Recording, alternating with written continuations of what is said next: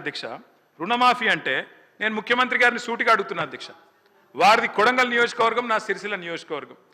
అధ్యక్ష మీరు కావాలంటే ఈరోజు సభ అయిపోయింది కదా అధ్యక్ష, ఈరోజుతోని రేపు మీరు ఏ టైంలో అంటే ఆ టైంలో ముఖ్యమంత్రి గారు పోదాం, కొడంగల్ పోదామా, సిరిసిల్ల పోదామా, ఈ ఊరు కూడా మీ ఇష్టం. ఏ ఒక్క ఊళ్ళోనన్నా 100% రుణమాఫీ అయింది అనే మాట చెబితే నేను శాశ్వతంగా రాజకీయాలు వదిలేసి వెళ్ళిపోతా. ఇది నా ఛాలెంజ్. స్వీకరిస్తారా?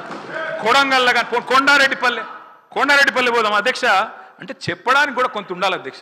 వారే కదా అధ్యక్ష రైతులను రెచ్చగొట్టింది. 2 లక్షలు తెచ్చుకోండి, ఎంబడే ఓన్రి, డిసెంబర్ 7 నాడు ఇందిరమ్మ రాజ్యం వస్తుంది, 9 తారీఖు నాడు మొదటి సంతకం పెడతా, అయిపోతుంది 2 లక్షల రుణమాఫీ. అయ్యిందా అధ్యక్ష? పోదామా ఏ ఊరికన్నా? అధ్యక్ష నేను అడుగుతున్నా అధ్యక్ష నేను అడుగుతా ఉన్నా. ఇంకోటి అన్నారు అధ్యక్ష, వారు దేవుని మీద ఒట్టు పెట్టినారు అధ్యక్ష. ఇప్పుడు దేవుళ్ళు బాధపడే పరిస్థితి వచ్చింది ఇది ఎక్కడ అని చెప్పి. అధ్యక్ష నేను అడుగుతున్నా, వారు అంటారు అధ్యక్ష రైతు బంధు, రైతు భరోసా. నేను అడుగుతున్నా అధ్యక్ష, రైతు భరోసా ఏంది అధ్యక్ష మీరు చెప్పింది? 15,000 ఇదే ముఖ్యమంత్రి గారు ఆనాడు పిసిసి ప్రెసిడెంట్గా రైతు బంధుని ఆపిందే ఈయన. పోయి ఎలక్షన్ కమిషన్కి లెటర్ ఇచ్చిందే ఈయన. ఆ లెటర్ కాపీ ఇక్కడ ఉంది నా దగ్గర. ఇది లెటర్ కాపీ, రేవంత్ రెడ్డి గారు స్వయంగా ఇచ్చిన ఉత్తరం కాపీ ఎలక్షన్ కమిషన్ కు. ఆపిందే మీరు. మళ్ళీ మీదికెళ్ళి మేము దాచుకున్నాం, మేము ఆపినామని చెప్తారు. నేను పంపుతా అధ్యక్ష ఇది మీకు. అధ్యక్ష రైతు బంధు ఆపుతారు, 7,600 కోట్లు ఆపిందే వాళ్ళు. ఆపి ఏం డైలాగ్ కొట్టిన అధ్యక్ష వీరు? హరీష్ రావు ఆపుతుండు, కేసీఆర్ ఆపుతుండని చెప్పి ఆ రోజు అన్నారు అధ్యక్ష. డిసెంబర్ 3 నాడు, డిసెంబర్ 3 ముందు అయితే 5,000, డిసెంబర్ 3 తర్వాత అయితే 7,500 అని చెప్పింది ఎవరు అధ్యక్ష?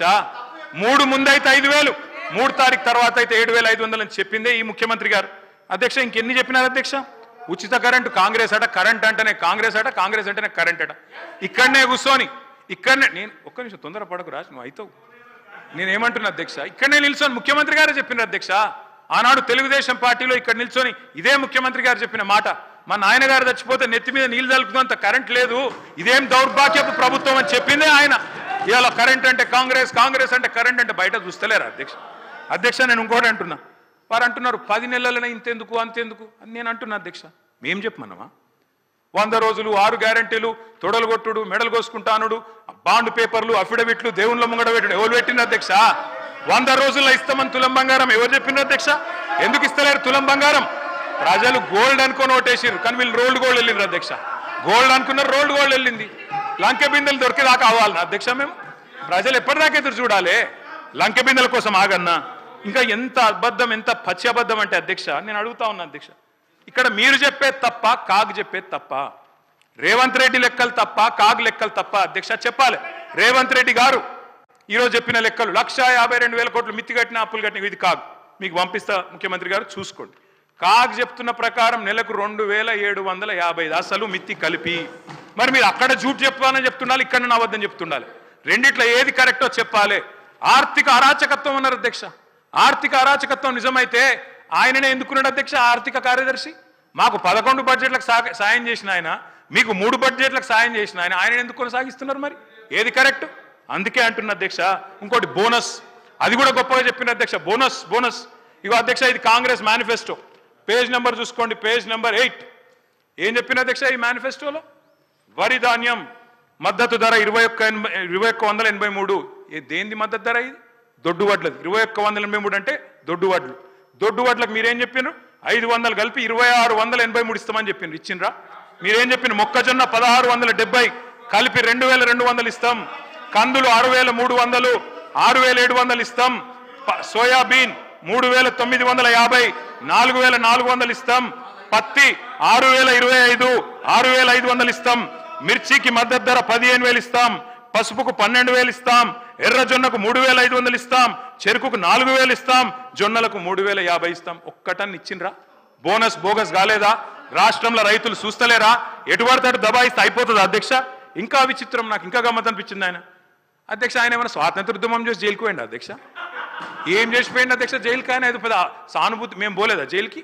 వరంగల్ జైలుకి నేను కూడా పోయిన తెలంగాణ ఉద్యమంలో. ఎస్ ఉన్నాం, అక్కడ బరాబర్ ఉన్నాం. మీరెందుకు పోయినరంటే నేను అడుగుతున్నా ఈరోజు.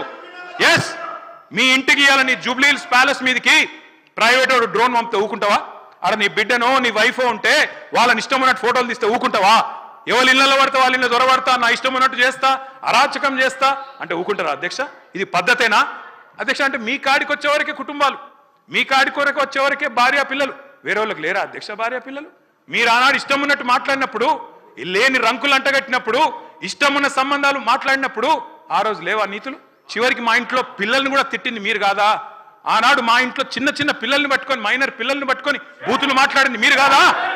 మీరేదో పెద్ద సానుభూతి కోసం మాట్లాడితే ఏం పని చేసిపోయినా మీరు జైలు. అయినా నేను అడుగుతున్నా, ముఖ్యమంత్రి గారు నేను అడుగుతున్నా, అధ్యక్ష జైలుకి ఎవరు పంపుతారు అధ్యక్ష?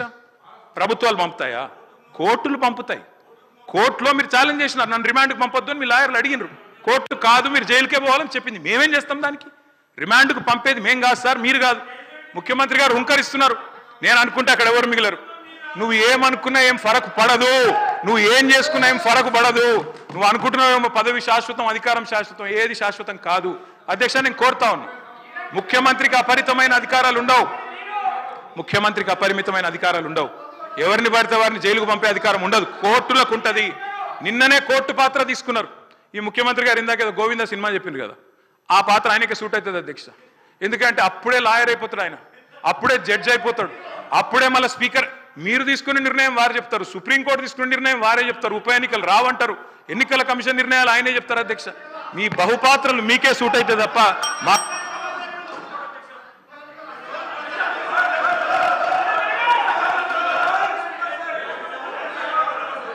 సార్. స్పీకర్ సార్, మీరు చెప్పారు ఇన్ని పేర్లు చెప్పారు ప్రాజెక్టులు.